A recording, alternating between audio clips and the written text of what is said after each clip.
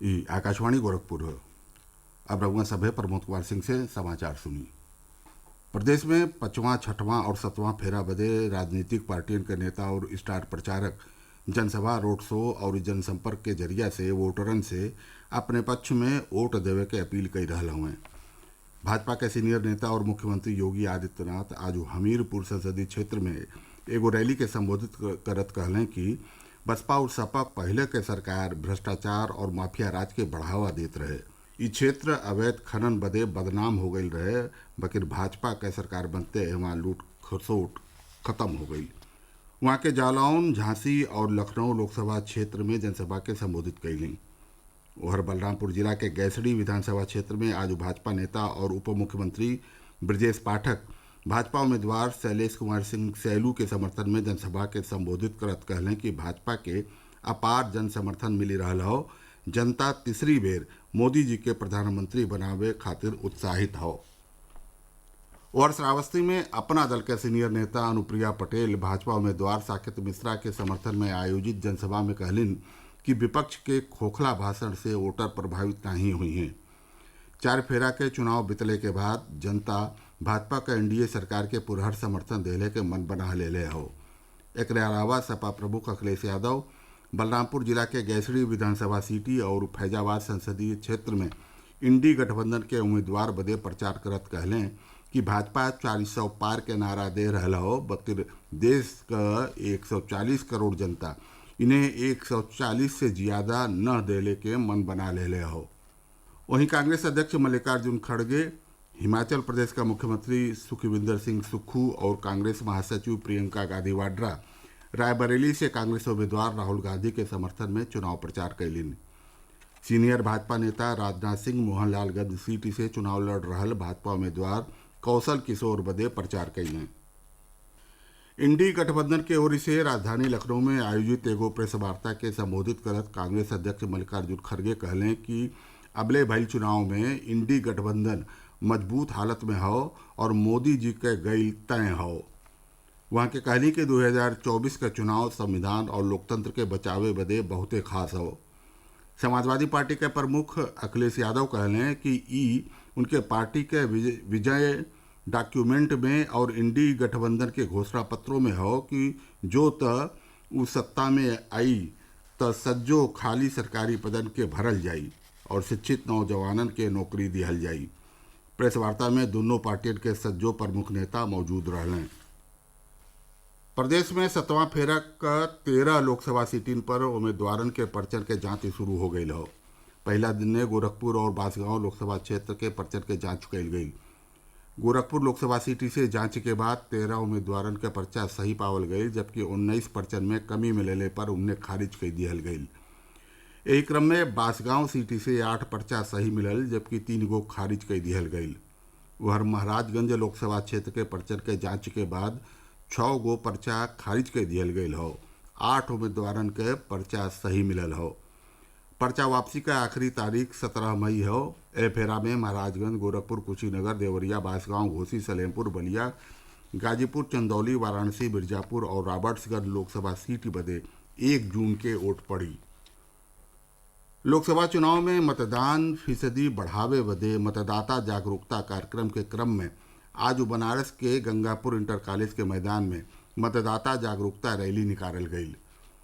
ई rally college से शुरू होकर नगर पंचायत होत गोला बाजारी में ख़त्म भइल। ए दौरान विद्यार्थी लोग पहले मतदान फिर जलपान समेत कई गो नारा लगावत लोगिन के जागरूक कैलें। और चित्रकूट में स्वीप के तहत जन जागरूकता कार्यक्रम का आयोजन चित्रकूट स्टेडियम में कल गई, जिसमें छात्र छात्रा लोगिन और अधिकारी या कर्मचारी लोग वोट करेगा चित्रकूट 20 मई 2024 के जन आकृति बना के मतदाता जागरूकता के शपथ ले लें। भारतीय वायुसेना आगरा में उड़ान के समय आपातकालीन लैंडिंग एयरड्राफ्ट बदे अत्याधुनिक स्वदेशी मोबाइल चिकित्सा भीष्म क्यूब के परीक्षण कैले हो। केंद्रीय स्वास्थ्य मंत्री मनसुख मांडविया कहलें कि ई तकनीक कौनहू आपात हालत में चिकित्सीय सहायता उपलब्ध करावे में मददगार हुई। एके करीब 200 घायल लोगन के इलाज बदे इस्तेमाल कइल जा सकेला। समाचार पूरा भइल। नमस्कार।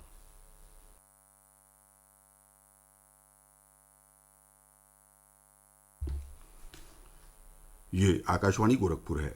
अब आप प्रमोद कुमार सिंह से क्षेत्रीय समाचार सुनिए।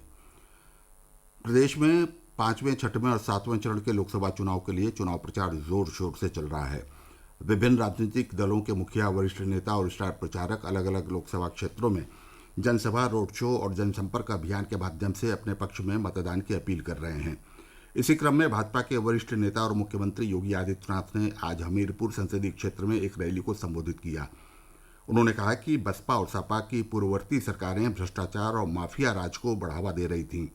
यह क्षेत्र अवैध खनन के लिए बदनाम हो गया था, लेकिन भाजपा की सरकार बनते ही यहां मच रही लूट समाप्त हो गई। इसके बाद उन्होंने जालौन, झांसी और लखनऊ लोकसभा क्षेत्र में जनसभाओं को संबोधित किया। उधर जनपद बलरामपुर की गैसड़ी विधानसभा क्षेत्र में आज भाजपा नेता और उप मुख्यमंत्री ब्रजेश पाठक ने भाजपा प्रत्याशी शैलेश कुमार सिंह शैलू के समर्थन में जनसभा को संबोधित किया।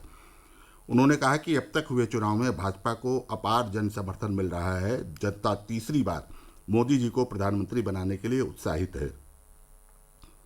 उधर श्रावस्ती में अपना दल की वरिष्ठ नेता अनुप्रिया पटेल ने भाजपा प्रत्याशी साकेत मिश्रा के समर्थन में वोट मांगा। उन्होंने कहा कि विपक्ष के खोखले भाषणों से मतदाता संतुष्ट होने वाले नहीं हैं। 4 चरणों का चुनाव संपन्न होने के बाद जनता ने भाजपा एनडीए को पूर्ण समर्थन देने का मन बना लिया है। इसके अलावा समाजवादी पार्टी के प्रमुख अखिलेश यादव ने बलरामपुर जिले की गैसड़ी विधानसभा सीट और फैजाबाद संसदीय क्षेत्र में इंडी गठबंधन के उम्मीदवार के लिए प्रचार किया। उन्होंने कहा कि भारतीय जनता पार्टी 400 पार का नारा दे रही है, मगर देश की 140 करोड़ जनता इन्हें 140 सीटों से ज़्यादा न देने का मन बना लिया है। वहीं कांग्रेस अध्यक्ष मल्लिकार्जुन खड़गे, हिमाचल प्रदेश के मुख्यमंत्री सुखविंदर सिंह सुक्खू और कांग्रेस महासचिव प्रियंका गांधी वाड्रा ने रायबरेली से कांग्रेस के उम्मीदवार राहुल गांधी के समर्थन में चुनाव प्रचार किया। वरिष्ठ भाजपा नेता राजनाथ सिंह ने मोहनलालगंज सीट से चुनाव लड़ रहे भाजपा उम्मीदवार कौशल किशोर के लिए प्रचार किया। इंडी गठबंधन ने आज प्रदेश की राजधानी लखनऊ में एक प्रेस वार्ता की। इस प्रेस कॉन्फ्रेंस में कांग्रेस अध्यक्ष मल्लिकार्जुन खड़गे और समाजवादी पार्टी प्रमुख अखिलेश यादव समेत दोनों पार्टियों के सभी प्रमुख नेता मौजूद रहे। प्रेस कॉन्फ्रेंस को संबोधित करते हुए कांग्रेस अध्यक्ष मल्लिकार्जुन खड़गे ने कहा कि अब तक हुए चुनाव में इंडी गठबंधन मजबूत स्थिति में है और मोदी जी का जाना तय है। उन्होंने कहा कि 2024 का चुनाव संविधान और लोकतंत्र को बचाने के लिए बहुत महत्वपूर्ण है। समाजवादी पार्टी प्रमुख अखिलेश यादव ने कहा कि ये उनकी पार्टी के विजन डॉक्यूमेंट में है और इंडी गठबंधन के घोषणा पत्र में भी है कि अगर वो सत्ता में आए तो सभी खाली सरकारी पद भरे जाएंगे और शिक्षित युवाओं को नौकरियां दी जाएंगी। प्रदेश में 7वें चरण की 13 लोकसभा सीटों पर प्रत्याशियों के नामांकन पत्रों की जांच शुरू हो गई है। पहले दिन गोरखपुर और बांसगांव लोकसभा क्षेत्र के नामांकन पत्रों की जांच की गई। गोरखपुर लोकसभा सीट से आज जांच के बाद 13 प्रत्याशियों के पर्चे वैध पाए गए, जबकि 19 प्रत्याशियों के नामांकन पत्रों में त्रुटियां मिलने पर उन्हें खारिज कर दिया गया। इसी क्रम में बांसगांव लोकसभा क्षेत्र से 8 पर्चे वैध मिले, जबकि 3 को खारिज कर दिया गया। उधर महाराजगंज लोकसभा क्षेत्र के नामांकन पत्रों की जांच के बाद 6 नामांकन पत्र निरस्त कर दिए गए। कुल 8 प्रत्याशियों के नामांकन पत्र वैध मिले हैं। नामांकन वापसी की आखिरी तिथि 17 मई है। इस चरण में महाराजगंज, गोरखपुर, कुशीनगर, देवरिया, बांसगांव, घोसी, सलेमपुर, बलिया, गाजीपुर, चंदौली, वाराणसी, मिर्ज़ापुर और रॉबर्ट्सगंज लोकसभा क्षेत्रों के लिए 1 जून को मतदान होगा। प्रदेश में चल रहे लोकसभा चुनाव के अंतर्गत मतदान प्रतिशत को बढ़ाने के लिए मतदाता जागरूकता कार्यक्रमों का आयोजन कर आमजन को मतदान के लिए प्रेरित किया जा रहा है। इस क्रम में आज वाराणसी के गंगापुर इंटर कॉलेज के मैदान में मतदाता जागरूकता रैली निकाली गई। ये रैली गंगापुर इंटर कॉलेज से शुरू होकर नगर पंचायत होते हुए गोला बाजार में संपन्न हुई। इस दौरान विद्यार्थियों ने मतदान संबंधी नारे लगाते हुए लोगों को पहले मतदान फिर जलपान के लिए प्रेरित किया। उधर चित्रकूट के स्वीप के अंतर्गत जन जागरूकता कार्यक्रम का आयोजन चित्रकूट स्टेडियम में किया गया, जिसमें जनपद के विभिन्न कॉलेजों के छात्र छात्राओं, आम जनमानस व अधिकारियों व कर्मचारियों ने वोट करेगा चित्रकूट 20 मई 2024 की जन आकृति बनाकर मतदाता जागरूकता की शपथ ली। भारतीय वायुसेना ने आगरा में उड़ान के समय आपातकालीन लैंडिंग एयरड्रॉप के लिए अत्याधुनिक स्वदेशी मोबाइल चिकित्सा भीष्म क्यूब का परीक्षण किया है। केंद्रीय स्वास्थ्य मंत्री मनसुख मांडविया ने इस बात की जानकारी दी है। इसके साथ ही ये समाचार समाप्त हुए। नमस्कार।